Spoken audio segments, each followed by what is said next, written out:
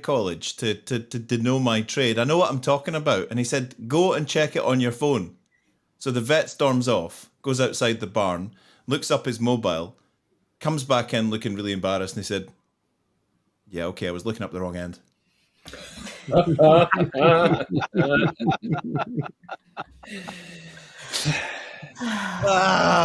I'm glad Eric is back, so I don't have to tell Good him. Good morning. Good morning. Good morning. Good afternoon. Yes, wherever you are in the world, right? Tracy, I actually thought your joke was really good. Oh, thanks, Tim. Yeah, much better than mine. So first of all, I must thank all the people that supported the digital download while I was on holiday. Thank you for that. And welcome everybody. Today we're going to talk about leadership and a leadership advice that we've got. One of the things that we did when we set up the digital download was what we want to do is actually share our expertise. Certainly one of the things, the feedback that we get amongst ourselves internally once we finish is, wow, I learned a lot from everybody else. And what we're hoping is that the audience learns something as well. When you tune in, you take time, you invest some of your time, that you're going to learn something and you're going to take something away and actually maybe be well, we can't promise you're going to be a better person, but we like to think that you possibly could be. And thank you, Andrew, for dropping by. Before we get into things, we are actually trying. There is going to be an experiment, I think.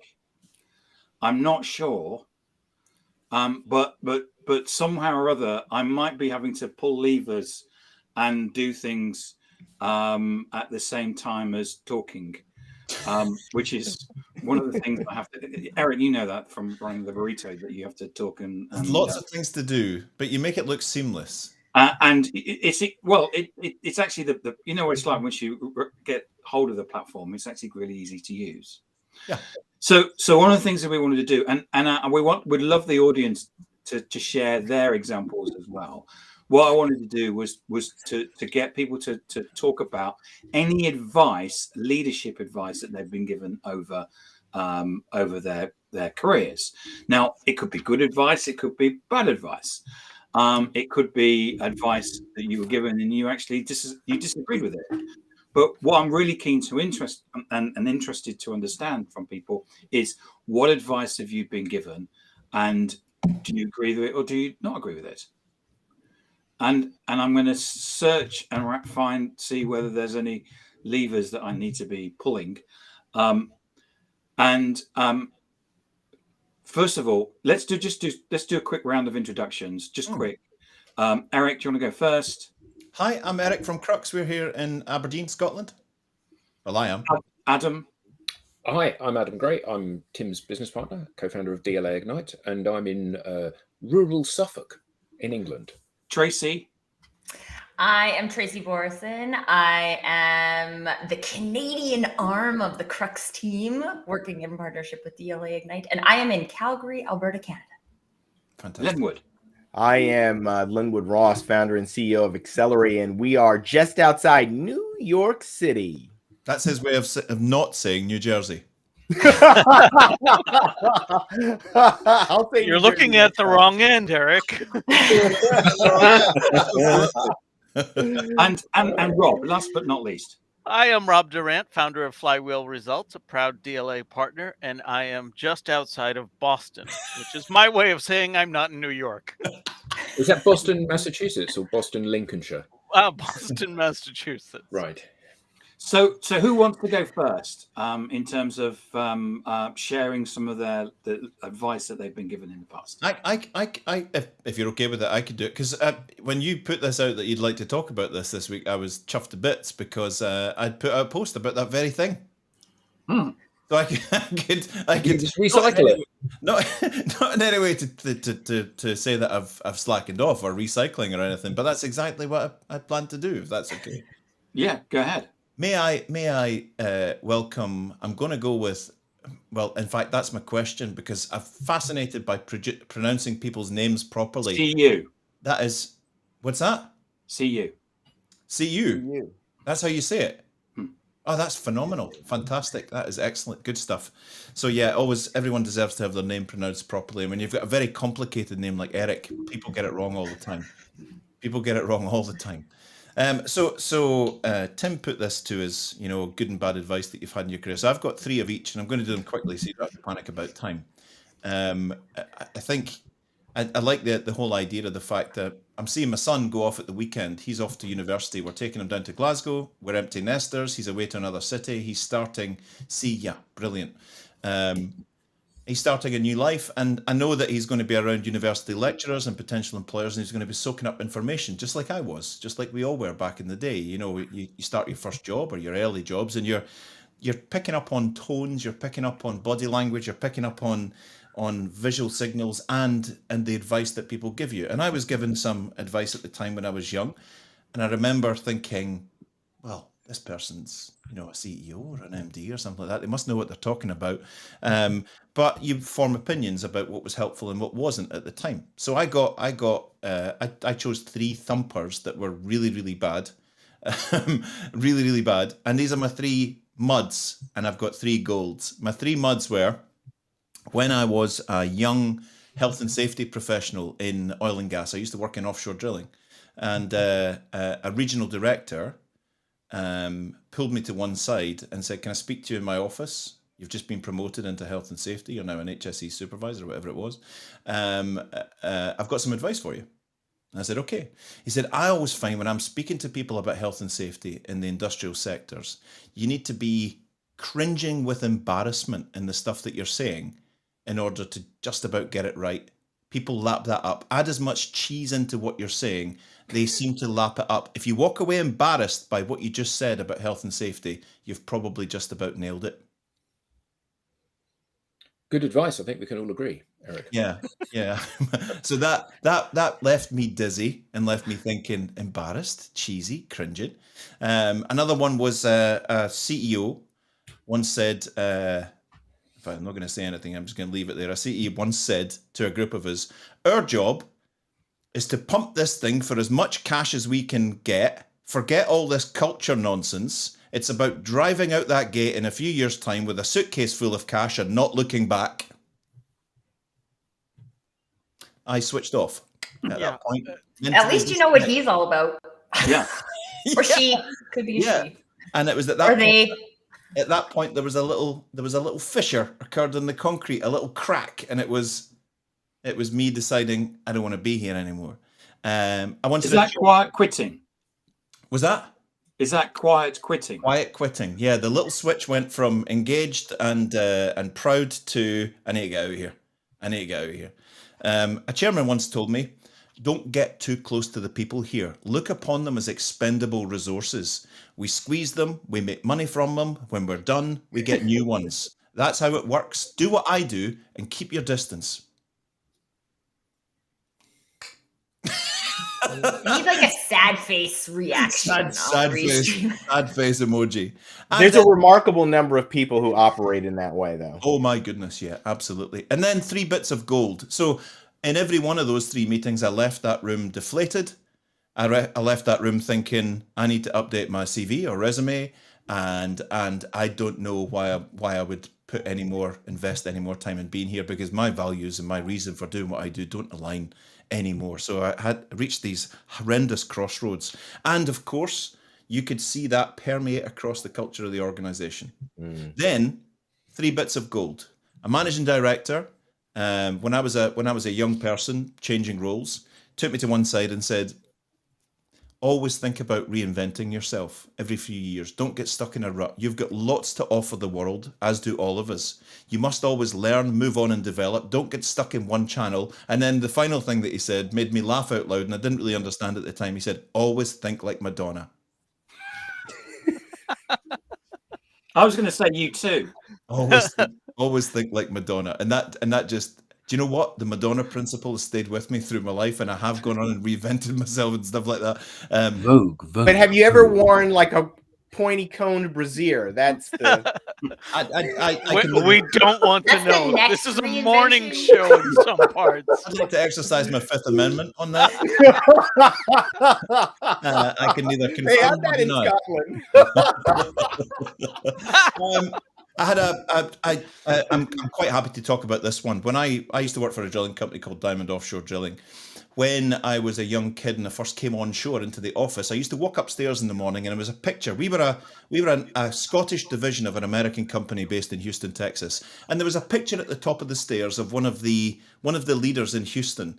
And it was so enigmatic. They were really good at the way they advertised themselves. It was a picture of a guy like this with his shoulder like this, and there was the American flag. That was what we all wore our regional flags. And he had his hard hat on, and it was greyed out, and this guy looked really grainy. And it had Diamond Offshore around the American flag, and it just said under the bottom of that, Ronnie James wears his heart on his sleeve. And I used to look at this every day. And then one day, Ronnie James came to be my manager.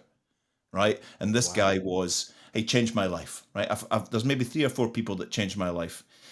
Ronnie got in, he did his 100 days, and he started, getting in to do his thing. He moved to Scotland. One day, he sat me down and he said something that was so profound and very simple. I mean, these aren't like legendary tomes. He said, "Here's my view on leadership. We are a simple company. We've got big, heavy metal things that float in the water, and we've got people. The big metal things will go on and on and on. But the people are precious. Every one of them is a diamond and cannot be replaced. We can replace job titles. We can't replace people. We can't replace people. It's easy to replace a job title, but we can't replace the person. We need to invest in people and genuinely care for every single person that we touch like they were family members." And that's just, you walk out of that meeting thinking, I just don't want to leave here.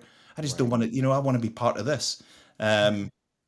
And I'm quite happy to say this as well. Derek Smith, CEO of Ramco Tubular, once said to me in a private meeting, "Our job as directors is to carry the burden of company management elegantly, like swans.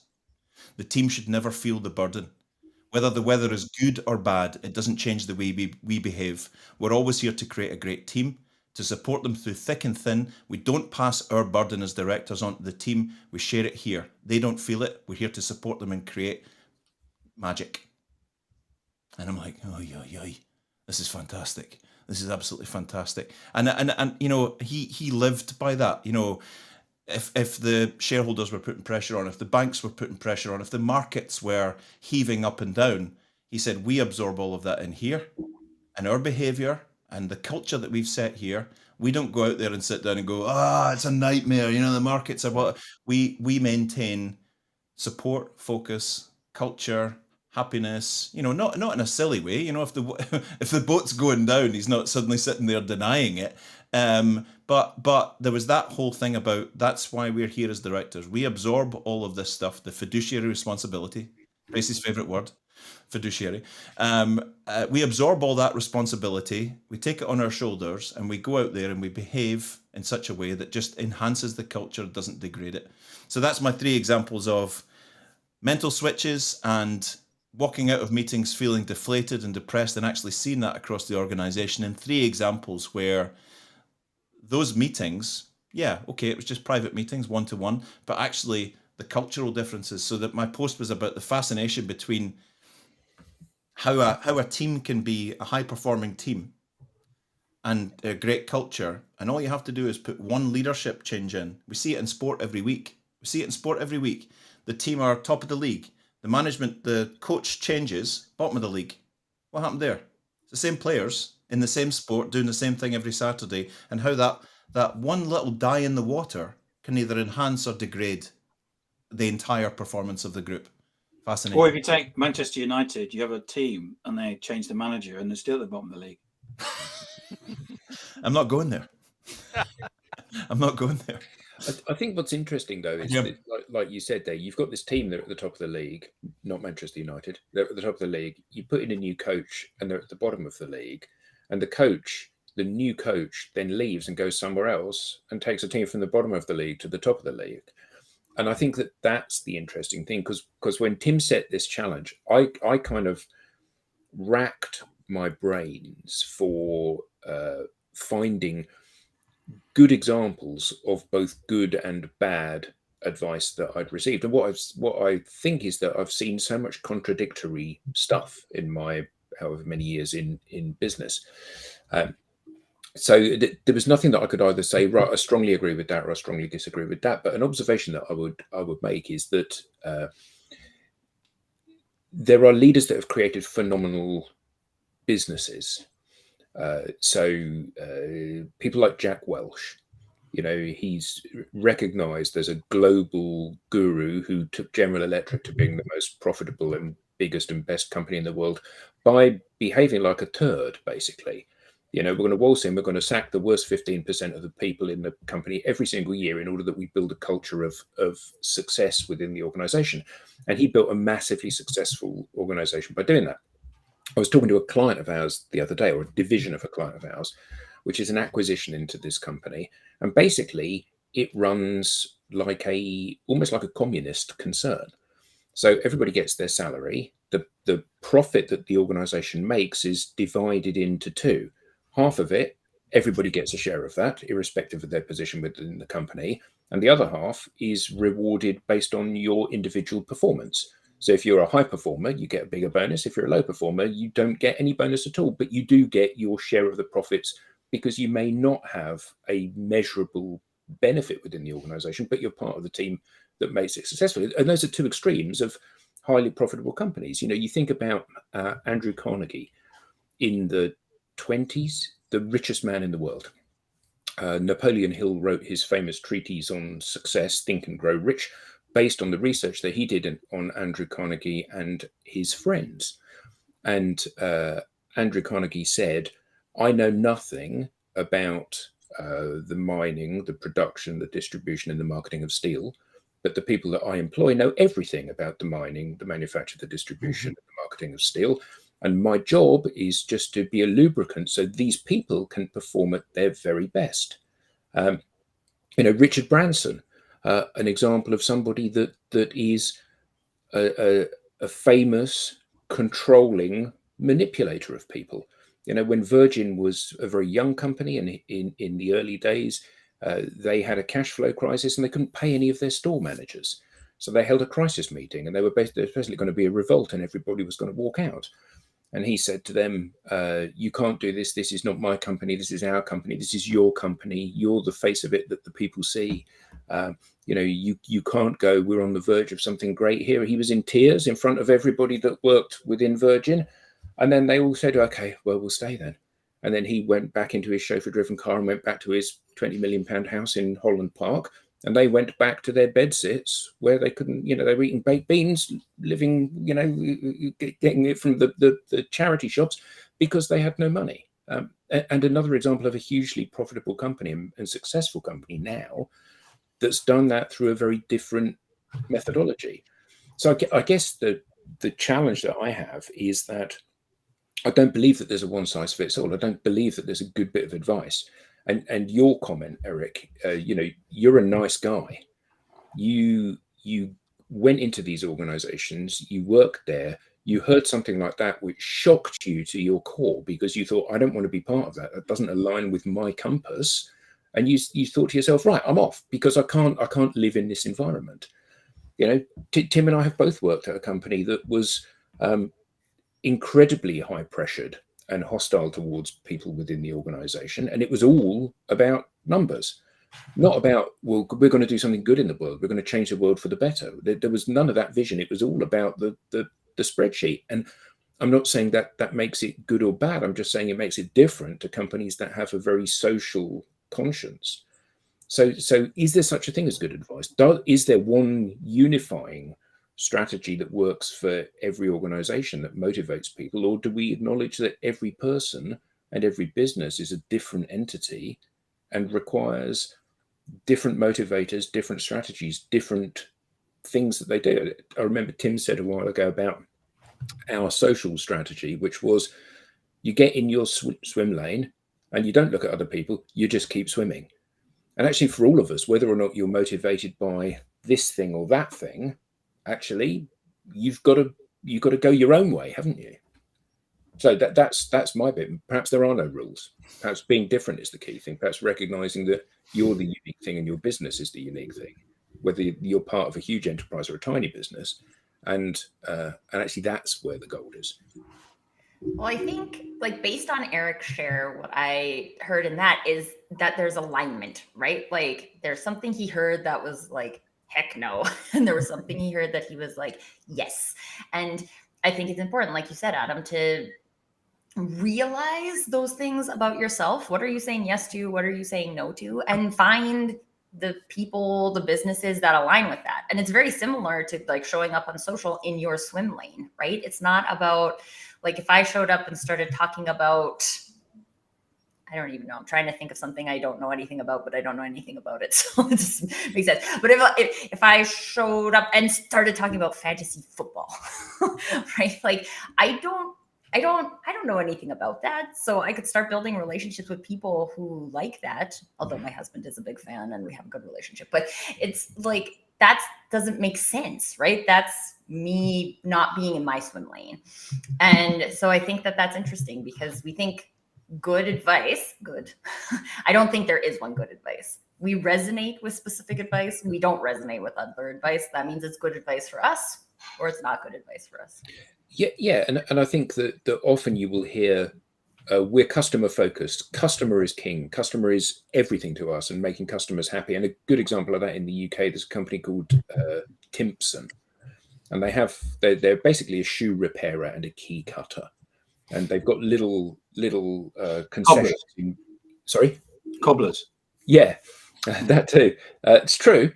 They've got little concessions within large supermarkets or stalls at stations.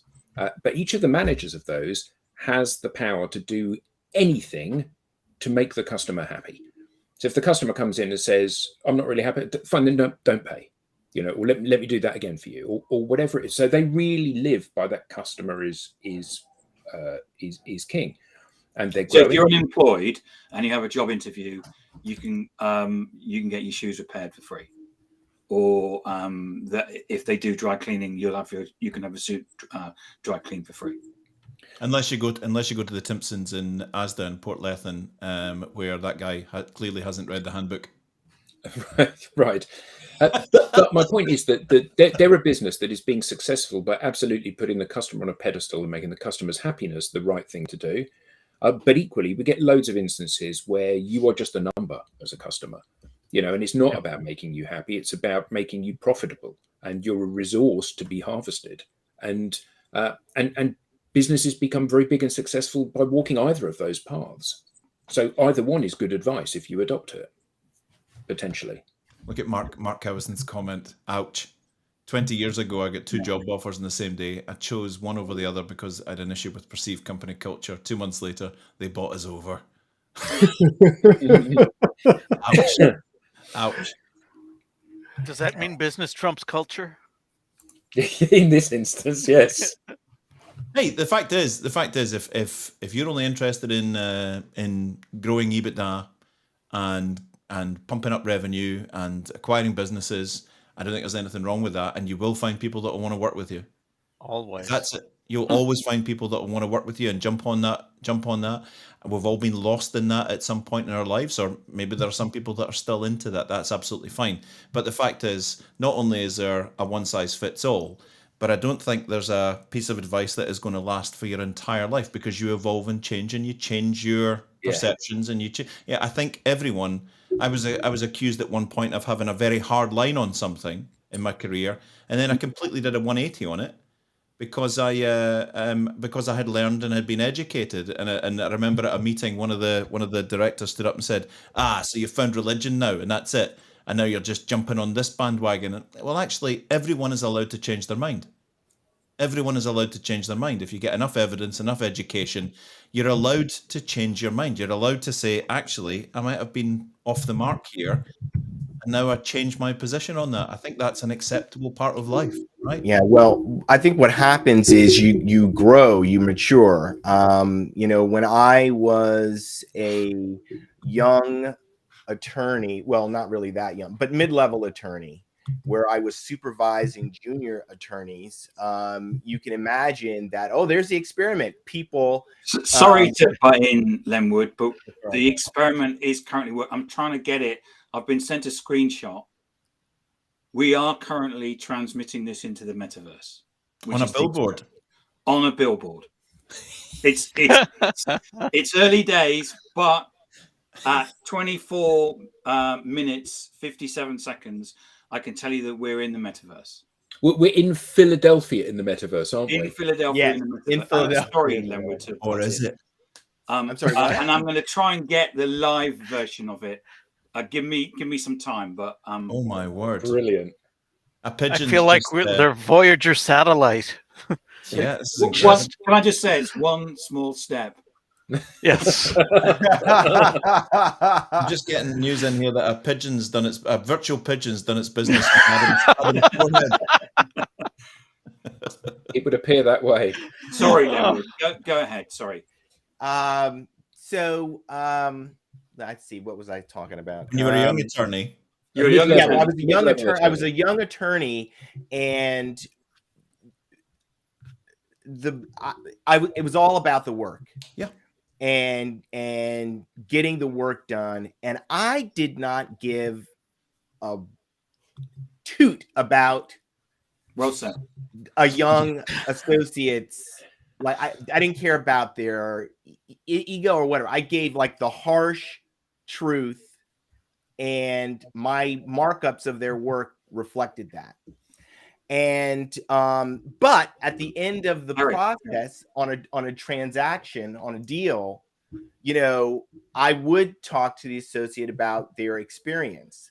And you know, one guy said, you know, I really hated this experience, but I learned more doing this deal with you than I have as an attorney, because I was super focused on that. But over time, I realized that, you know, the experience matters. You can have that. You can have that person grow and care about their experience and how they're experiencing that growth, and have actually a better outcome than like not caring at all. Which ironically happened to me later on in my career, where I worked for an executive vice president who did not care 1 ounce about me. Nope. But it's amazing, right?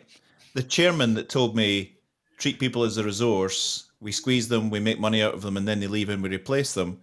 So that didn't sit too well with me. But his insight into overhead and investment was incredible. Absolutely incredible, because it's the only thing that they focused on, right? So I learned heaps from this guy on that, and that stayed with me for life. But the whole thing about people are just, you know, cans of beans that come in and we squeeze, and then they get exhausted and leave, and we keep turning it over. That's what it's about. That bit didn't sit well. So you know, horses for courses.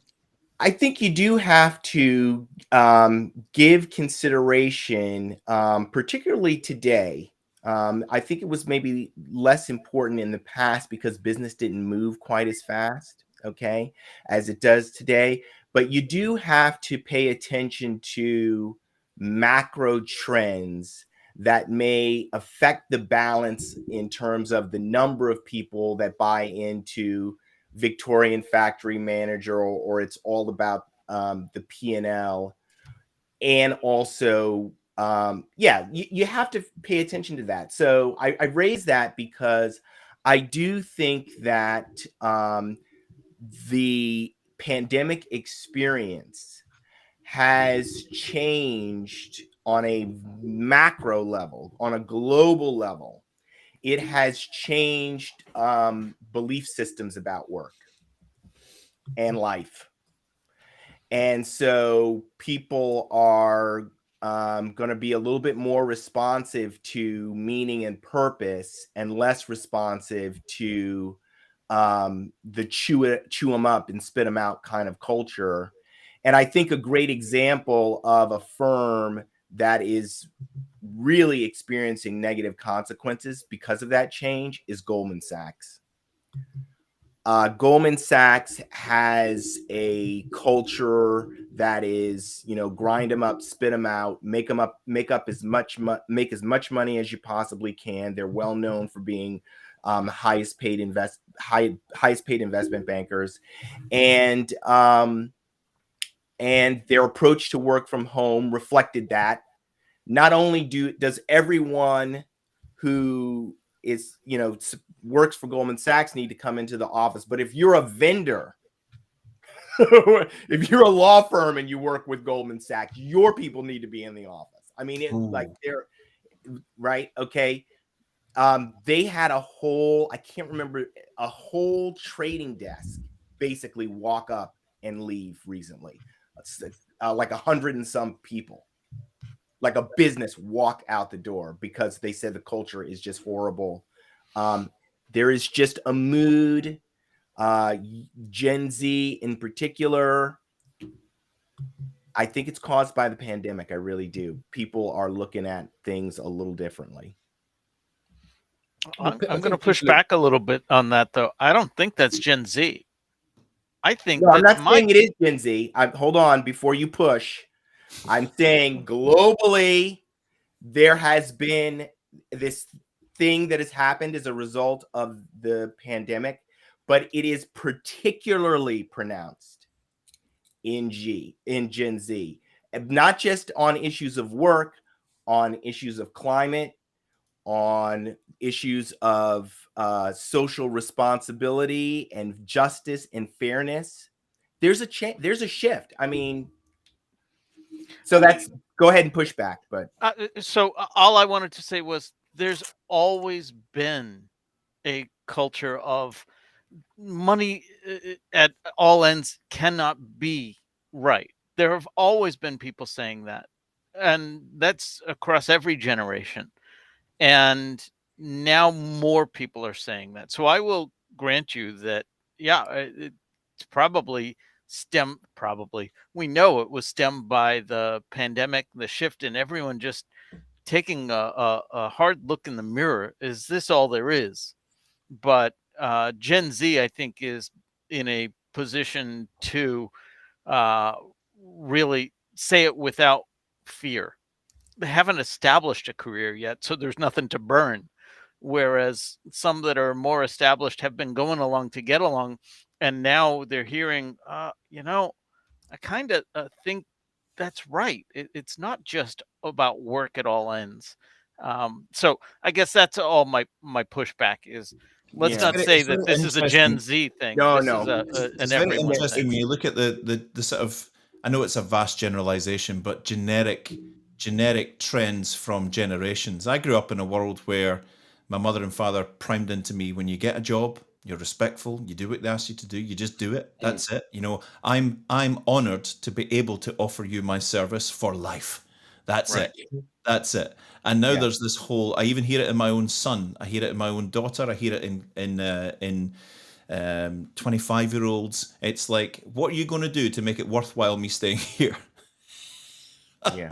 That complete. And now I heard the other day, it's I'm probably last to the race on this one. Do you know what people that were born from 2010 to now are called? The new term, Generation Alpha. Yeah, Nicholas is Alpha. Nicholas is Alpha, Generation Alpha, right? It's the first time there's been a generation, I think it's since baby boomers, that actually has a word in it. We've had millennials, I guess, but yeah, what are Generation Alpha going to be like when they're in the workplace in what, 10, 15 years time? But yeah, it'll be fascinating. So seeing as you're an old man, Eric, like Thank you, and you were forged in that kind of you be turn up at thankful. work. Victorian era. Well, he's really old. Please subscribe some more. You turn up at work, and your boss says, "Right, it's time for you to do this," and you just tug your forelock and then get on with it. And that's just the way things are. And part of me thinks that the Gen Zs are a real breath of fresh air. You know, forcing companies to have purpose, to give them purpose, to make the workplace more fun. Part of me thinks they're entitled babies because, you know, I didn't benefit from any of that rubbish. I had to clean the toilet if someone was coming into the office. Yep. So is there that kind of shift? Are we shackled to our upbringing and our past? And does that taint our view of this? I want to talk about this because I feel like I'm very passionate about this because recently, so my sister, who is a millennial, she's in school right now with a bunch of Gen Zers, and they just had a class project where they had to do a verbal presentation, and she was the only one who did it. Everyone else just said no. They weren't going to do it. And I'm shocked by this. And I also recently went to my high school basketball coach's celebration of life, and I was talking to some of the other coaching staff, and they were saying how they can't coach kids the same way they coached us. And I was like, I feel like there's got to be a balance here, right? Because there was some level of us being a championship team because we ran stairs and we ran the fast break drill and we did what we were told by our coaches because it contributed to something. We didn't mindlessly do. Oh, speak of generation. Hello. Here he is. Hey, Good morning. the internet. so I think- a real live Gen Alpha. So Tracy, he can't hear us, can we? So do we need to sort of like move or something? And You can if you want to. You say good morning. Good morning. Good morning. How old is he? He's 4. Oh, Tell him wonder not if to my swear. daughter is Generation Alpha too. I have a 5-year-old. Yeah, yes. So they are Generation Alpha. And, Wow. and see, this is the thing. I think it's interesting because technically I'm a millennial, which I have troubles identifying with. But there's good things. There's good things from business that we should keep. And there's new insights from the new generations that we should also keep. And it kind of goes back to always be like Madonna, right? It's a reinvention. Yeah. It's a reinvention of business on saying like, okay, these things are important to business. These things are important to people. People operate the business. So how can we have a conversation about a place where these two things live together instead of saying that it has to be one or the other? Because I don't believe that it has to be one or the other. Yeah, I mean, it's the thing about it is that, you know, the time that we grew up in, or the time, you know, things move so much slower. And so I would say that there is the scale is tipped more in the favor of adaptability. So, you know, thinking about how things were and how they worked in the past and trying to apply those things today it's much harder because social media and digital technologies has made things so transparent. Things move so quickly. It's really hard to it's really, I mean, for lack of a better way of saying it, it's really hard to pull one over on people. Everyone is so in tune with what's going on. And I think that, you know, something like best practices it used to be all about best practices. Now, business moves too fast for best practice. If you wait for best practices, that means you're way behind. Right? If we've gotten to a point where there is a best practice, the business moves so quickly today. To differentiate, you have to constantly be thinking and acting and behaving differently, and have a marketing, sales, and innovation cycle that includes people listening to what and having conversations in the market and adapting and your whole organization like that. So things operate in a much less linear way and much more everything all at once. Just wanted to make sure you saw that Nicholas was giving you snaps. Very good. But I think this is really interesting because like a lot of us operate in the world of marketing, right? And this has kind of always been a thing in marketing, right? There's always a new platform, there's always a new channel, there's always a new something. And so there's in marketing itself, I'm like, I tried this, didn't work, and now I'm going to try something else. It's constant reinvention. And so it really is just there is a mentality shift there from the like hard benefits of systematization and protocol and processes to incorporating how do I stay top of market? How do I incorporate these things? How do we have ongoing conversations that aren't just about how am I going to now take this information and systematize it? Can I just butt in a moment? What are you doing to me? Sure. Technically, I think I need to share my whole screen. Okay. So I'm going to share my whole screen, and then I'm going to, so I won't then be able to see what's on there. So you need to kind of tell me whether it's happening or not. So let me share my whole screen, and then I'm going to go here, and then you should see the metaverse. Oh, is that what you can see? Yeah. So whereabouts are you? So I'm in the tech center. Okay. And if you turn in the tech center, that's us up on the wall. Man alive, we're in the tech center. I'll come and join you. So this is me walking around in the metaverse. And that's us up on the wall there presenting. Oh, there you are there, look. Hello, mate. Adam Gray. Rob Durant. And I've sent you all other guys, or you all how to do it. The problem, Tracy, is you've got to download quite a big app. So I've downloaded it, and it's asking me to join the event. It won't let me join the event. It's asking for a code to join the event. I'd love to join you. Have you got that? Have you got the link?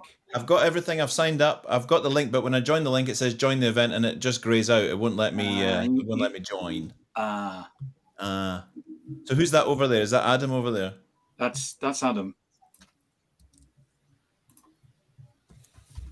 Now we all know that Adam wants a big shock of blonde hair. I was looking for a bald avatar, and there isn't one. Yeah, you have to have hair in the metaverse. It's very discriminatory. Yeah. No, I think it's great, Leonard. I wish it was like that in the real world.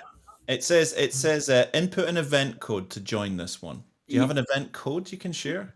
Copy that link, maybe. Let me go back to that was it. Live stream test. Have you guys been able to get the name of it, Eric? Try that. In there. I don't know if it is. That just seems to be an email address that goes to a join up now, and I've done that. But that was try live stream test. That might be the try live stream test.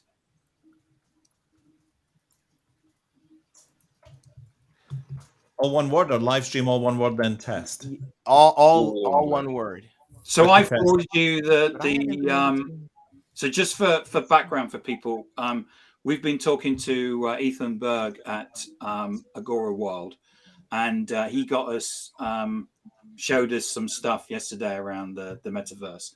We just said, could you do the digital download in it? And he said, well, we could at least project you down into one of the rooms, and then you can share it. So that's what we've been doing. That's pretty cool.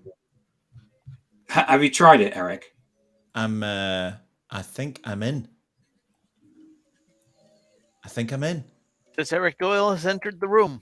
So Eric, you need to look for the room, which is the tech center. Right. Okay. This is very cool. So tech center is through that way. I'll come in and join you. I haven't done anything with my avatar yet, so I might actually just be. This is incredible. You won't be naked, don't worry. I can see you guys. I can see you. I'll go on mute. Can I shoot you?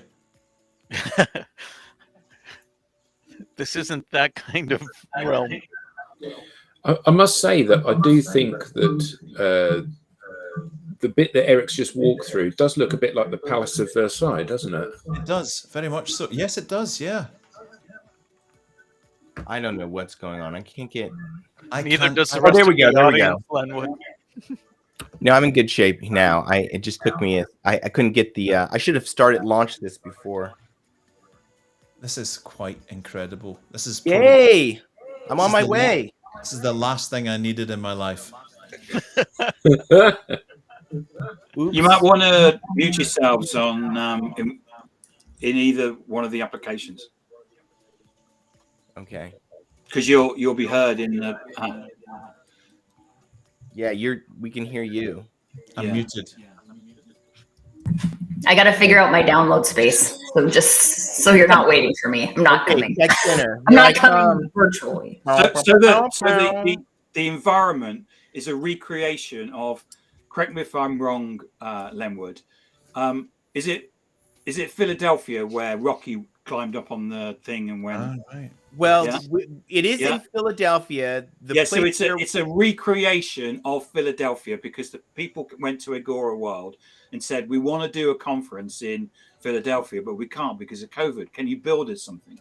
So they built and said, yeah, we'll actually build you a complete replica of Philadelphia. I hope I've got that right. How come Lenwood gets a funky backpack and a beard and a ponytail? I don't know how it's got a backpack.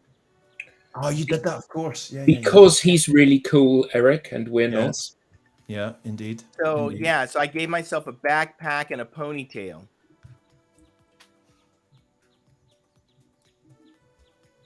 So can you show this again, Tim? Because it's probably quite boring TV for anyone who's watching this. Yeah, I know, right? But it is sort of fun as you're like trying to figure it out. But if that building there, you can't see what I'm looking at. But anyway, that's City Hall. And it's obviously not to scale because I can see the art museum. You cannot see the art museum from City Hall in Philadelphia, but in Agora World, they're right across the street. Oh man, this is pretty cool. Hey guys, I found a bar. There's it's downstairs, isn't it? All right. Can I say something else about leadership? Yeah, go on, Tracy. Okay, so I think that these two will be very much. Well, I would say one of them is one of the like alignment examples. So like my mud example is very much based on alignment. But I was really early on in my career working on a big marketing team, and I had probably like 2 hours of work that I actually did a day. So then I would sit there and play Minesweeper for like 6 hours, right? I got really good at Minesweeper. But I had like not even my direct boss, but like the creative director. He came and talked to me one day and he was like, this other coworker that you have who's coming in on Saturdays and it's making a really good impression on the leadership team. And I was like, my immediate thought was, how come he can't get his job done in like 8 hours a day during the week? And then my second question was, why aren't the leaders asking him why he can't get his job done in 8 hours a day? Like, I have 6 hours a day that I could do work. And so it was just really interesting because what I learned in that moment, and I was like 23 at the time, was that like, I have no interest in coming in on a Saturday just because like, I don't have enough work to do during the week. I'm coming in here. Why would I come in on a Saturday? Just because it looks good. Right. Like that was very confusing. Mostly it was confusing to me. Like I could see why like my coworker was coming in on Saturday if that's what looks good to the leadership. But then I was like, why does that look good? Like that is just, there's all these company resources being wasted and we're celebrating that. Like that seems weird to me. So that was one that I always was just like, this is a good indicator. You're not aligned with the leadership of your organization. But one that really stuck with me, and again, my background is marketing. And so in marketing, there's a lot of urgency, right? But it's really not real urgency. And I had a boss once who told me it's really not real urgency. Well, it's not like someone's bleeding, treat them. Yeah. Right? Yeah. Like I worked at the time in a direct mail company. And so people would be like so paranoid that their postcards got mailed on a Tuesday instead of a Monday. And you're like, this isn't going to have any kind of impact on your business whatsoever. No. But my boss at the time, he used to always say this, actually, we're not saving babies. And I carried that advice, which is also, it was always funny to me because my mom was a neonatal nurse and her job was to save babies. But we in the marketing industry, not saving babies, right? And I've said that to my team multiple times because there's a lot of fake urgency in the business world. And we're not saving babies. If this happens 2 hours from now instead of right now, most of the time, it's not going to make a difference. So that advice has really helped me just to gauge what is urgent and important, what is important but not urgent, what are the things that we treat as urgent that are really not important. It's been like that good measure of, if I say this,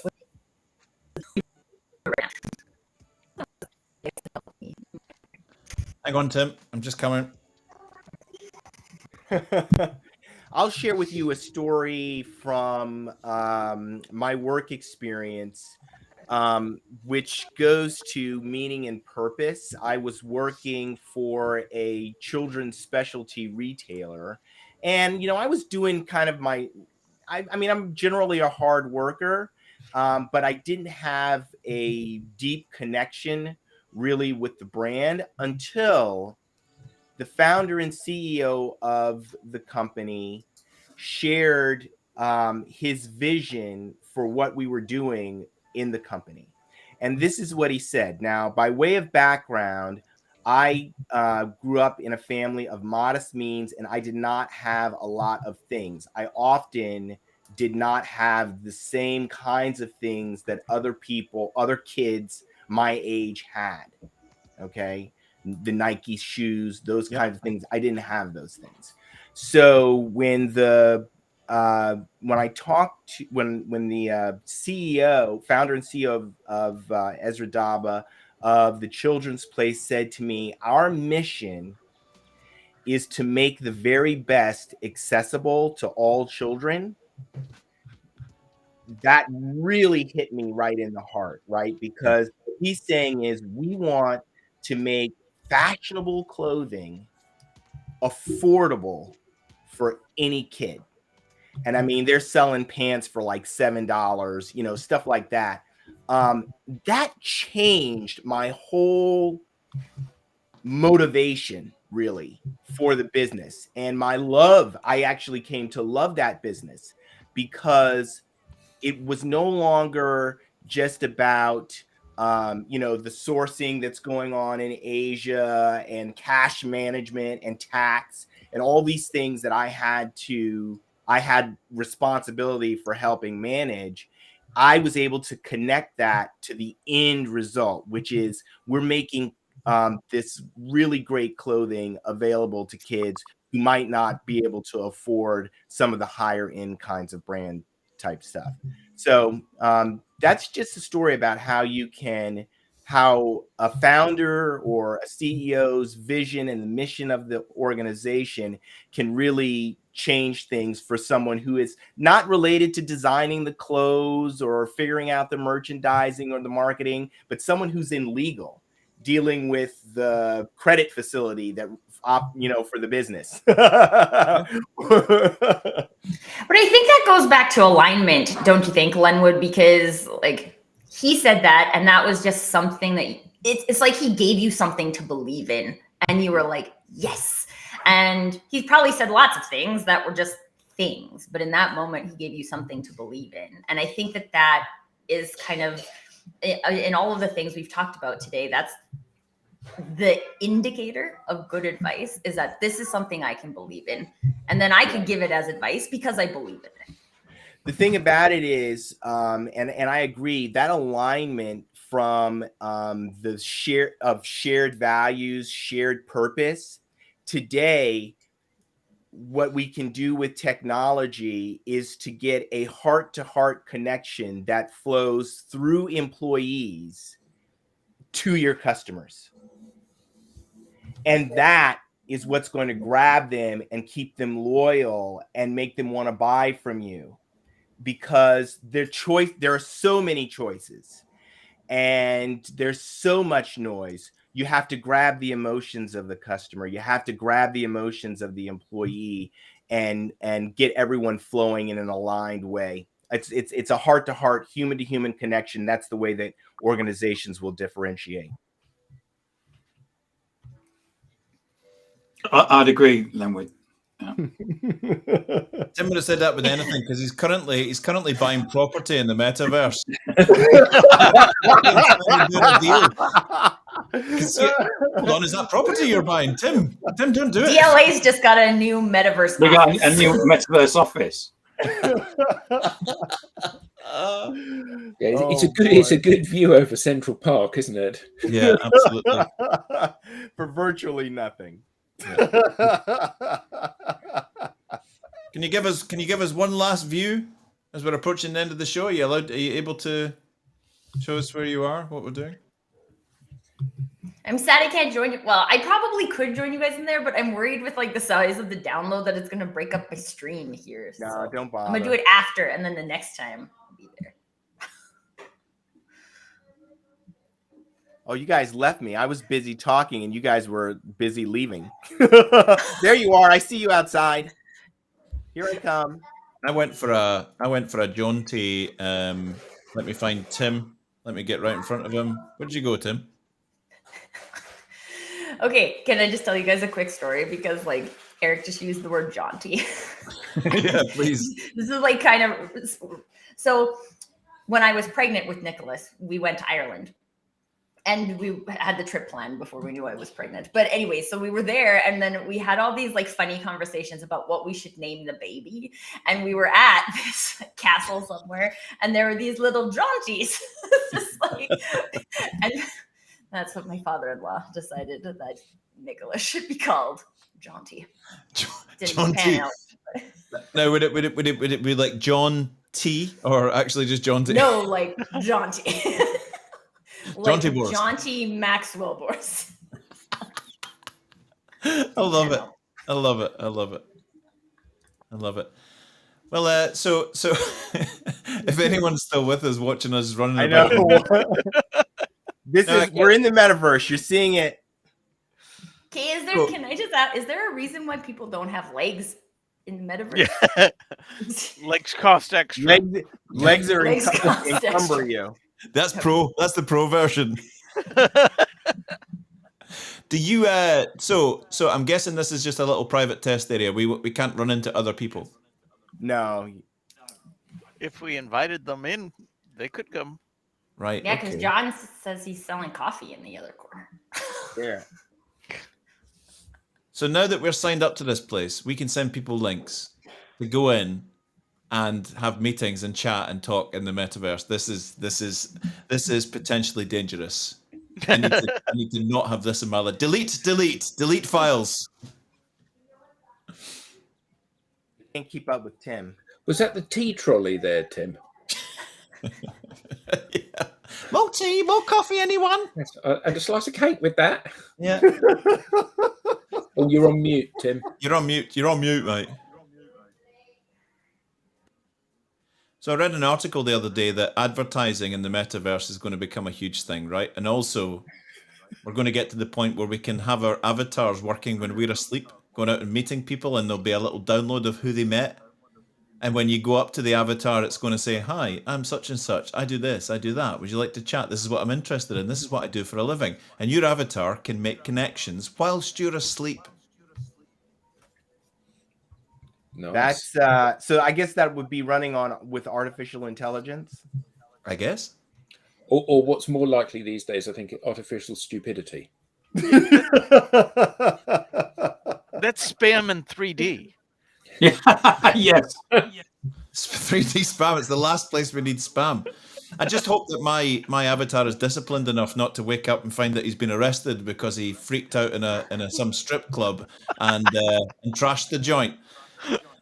Yeah, who knows what your avatar is doing while you're asleep? Yeah, exactly. Has anybody ever watched Black Mirror?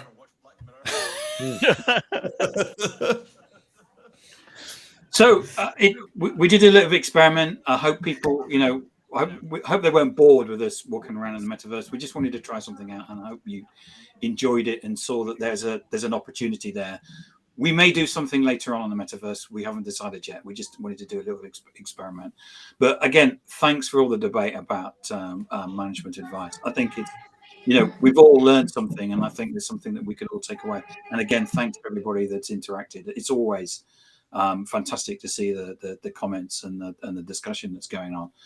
For me, it makes it, Oh yeah, Absolutely. Absolutely. So thank you. And thank you to Ethan and Agora World. Thank you so much, Ethan, guys. Thanks. Thank you. Bye. Have a Thanks, great weekend, everybody. everybody. Bye, everyone.